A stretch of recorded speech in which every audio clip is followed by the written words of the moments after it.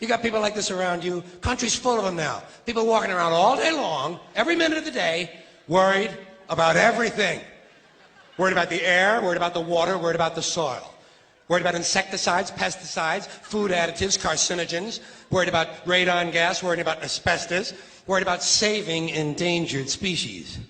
Let me tell you about endangered species, all right? Saving endangered species is just one more arrogant attempt by humans to control nature. It's arrogant meddling. It's what got us in trouble in the first place. Doesn't anybody understand that? Interfering with nature. Over 90%, way over 90% of all the species that have ever lived on this planet, are gone. They're extinct. We didn't kill them all. They just disappeared. That's what nature does. They disappear these days at the rate of 25 a day. And I mean regardless of our behavior. Irrespective of how we act on this planet, 25 species that were here today will be gone tomorrow. Let them go gracefully. Leave nature alone. Haven't we done enough? We're so self-important. So self-important. Everybody's going to save something now. Save the trees, save the bees, save the whales, save those snails. And the greatest arrogance of all, save the planet. What? Are these fucking people kidding me? Save the planet? We don't even know how to take care of ourselves yet. We haven't learned how to care for one another. We're gonna save the fucking planet? I'm getting tired of that shit. Tired of that shit. Tired. I'm tired of fucking Earth Day. I'm tired of these self-righteous environmentalists, these white bourgeois liberals who think the only thing wrong with this country is there aren't enough bicycle paths. People trying to make the world safe for their Volvos. Besides, environmentalists don't give a shit about the planet. They don't care about the planet. Not in the abstract, they don't. Not in the abstract, they don't. You know what they're interested in? A clean place to live. Their own habitat. They're worried that someday in the future they might be personally inconvenienced. Narrow, unenlightened self-interest doesn't impress me. Besides, there is nothing wrong with the planet. Nothing wrong with the planet. The planet is fine. The people are fucked. Difference. Difference. The planet is fine. Compared to the people, the planet is doing great. It's been here 4.5 billion years. Did you ever think about the arithmetic? Planet has been here 4.5 billion years. We've been here, what, 100,000? Maybe 200,000? And we've only been engaged in heavy industry for a little over 200 years. 200 years versus 4.5 billion. And we have the conceit to think that somehow we're a threat?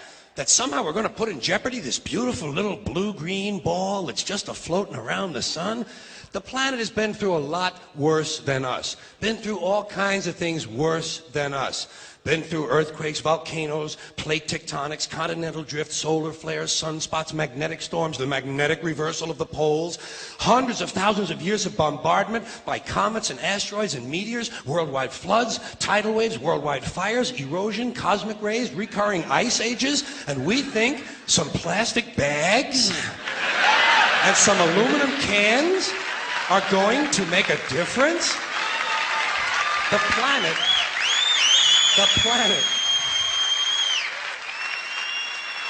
planet isn't going anywhere.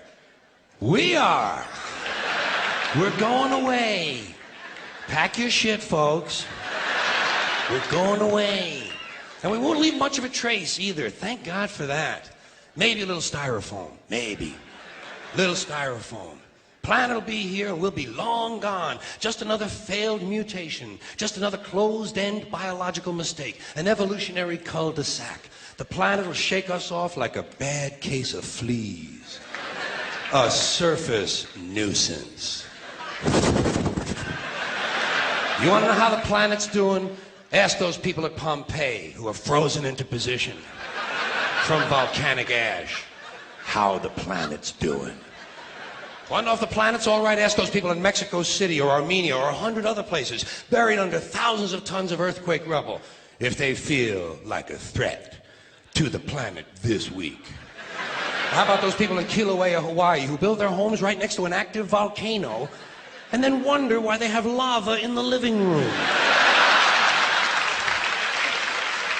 The planet will be here for a long, long, long time after we're gone, and it will heal itself, it will cleanse itself, because that's what it does. It's a self-correcting system. The air and the water will recover, the earth will be renewed, and if it's true that plastic is not degradable, well, the planet will simply incorporate plastic into a new paradigm, the earth plus plastic. The earth doesn't share our prejudice towards plastic. Plastic came out of the earth. The earth probably sees plastic as just another one of its children. Could be the only reason the earth allowed us to be spawned from it in the first place. It wanted plastic for itself. Didn't know how to make it.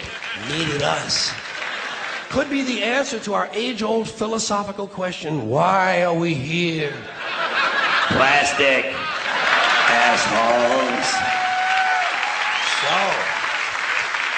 So, the plastic is here, our job is done, we can be phased out now, and I think that's really started already, don't you? I mean, to be fair, the planet probably sees us as a mild threat, something to be dealt with, and I'm sure the planet will defend itself in the manner of a large organism, like a beehive or an ant colony can muster a defense. I'm sure the planet will think of something. What would you do if you were the planet trying to defend against this pesky, troublesome species? Let's see, what might... viruses. Viruses might be good. They seem vulnerable to viruses.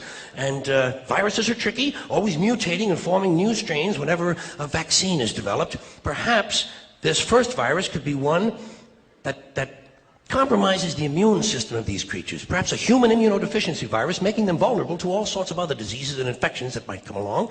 And maybe it could be spread sexually, making them a little reluctant to engage in the act of reproduction. Well, that's a poetic note. And it's a start. And I can dream, can't I? See, I don't worry about the little things. Bees, trees, whales, snails. I think we're part of a greater wisdom than we will ever understand. A higher order. Call it what you want. Know what I call it? The big electron. The big electron. Whoa. Whoa. Whoa. It doesn't punish. It doesn't reward. It doesn't judge at all. It just is. And so are we. For a little while. Thanks for being here with me for a little while tonight. Thank you. Thank you very much.